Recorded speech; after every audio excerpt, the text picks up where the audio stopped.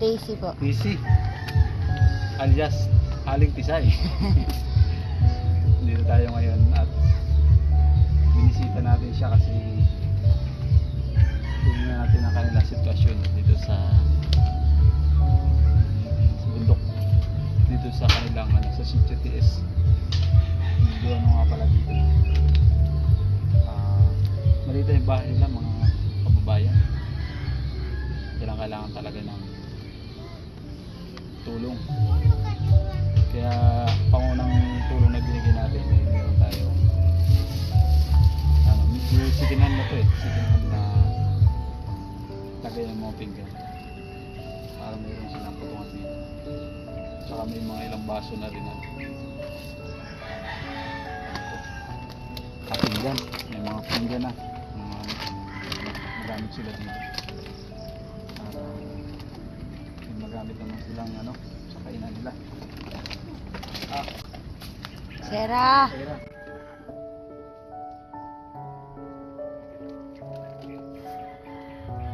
Ayun nga pala kay Aling Tisay, kay ate Daisy po pangalan. Daisy.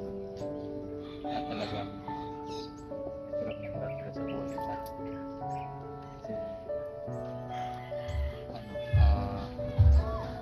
Kasi yung kanyang anak, tapos iisa lang siya, mag-iisa siya sa buhay na sumusuporta sa mga anak. At ngayon ay yung iba niyang anak ay nasa DSWD. Dahil nga sa hirap ng buhay, dahil hindi niya matusos sa pagpakain sa mga bata, pagkain, wala siya trabaho.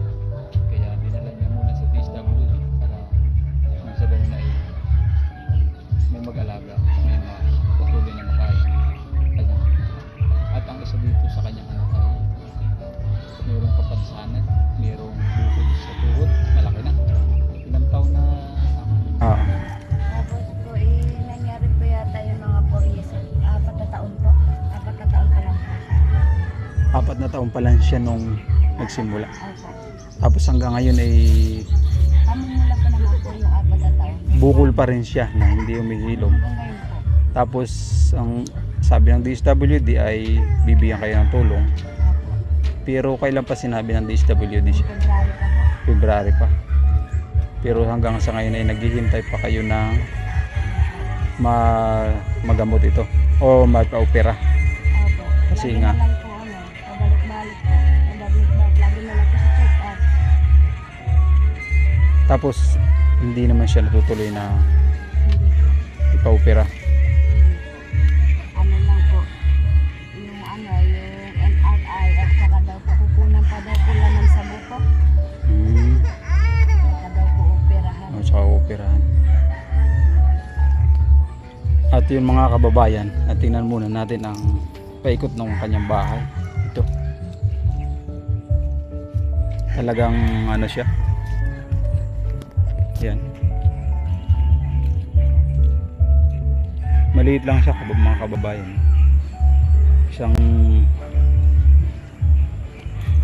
Isang barong-baro lang na idinikit sa puno ng kahoy para maging patibay siya.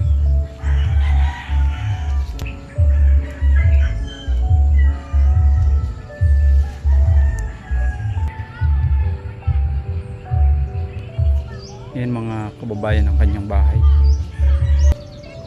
Kawawa talaga ang kanilang sitwasyon dito, ang kanilang kalagayan mga kababayan.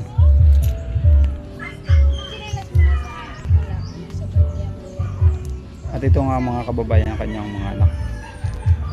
Sa ngayon ay 4 lang ang kanyang anak na nandito kasi yung lalaki ay nasan siya?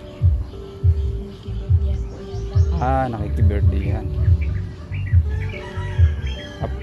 Tapos yung nasa DSWD, 2.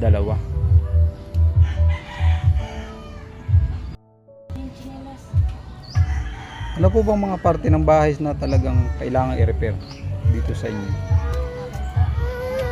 Bahay po, ano po sa mga bahay. Para po mais po tulugan po namin. Natulo na. At ang bahay nila ay ang bubong nila ay ganito lang. Ano to? Ano to sako. Pwede bang mapasok? Yan. At ito na mga kababayan ng kanilang bahay, ang kalooban nila. Kaloob-looban. Yan po ang tulugan namin. Ito ang kusina nila.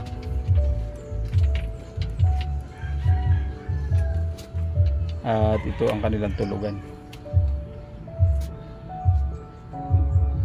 Pampasa ng tingin. Pag nagtubo ka, kita ang puwit mo dito.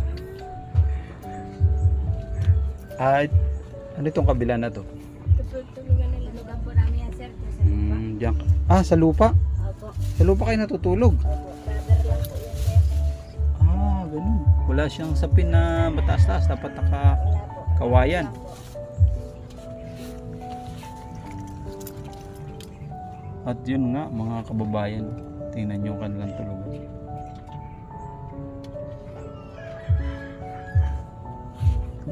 Sa lupa lang sila natutulog.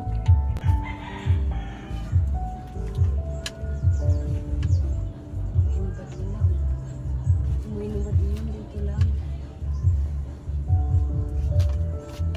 Hindi ko sa ulan, basa. Hindi ko kayo, Ganito po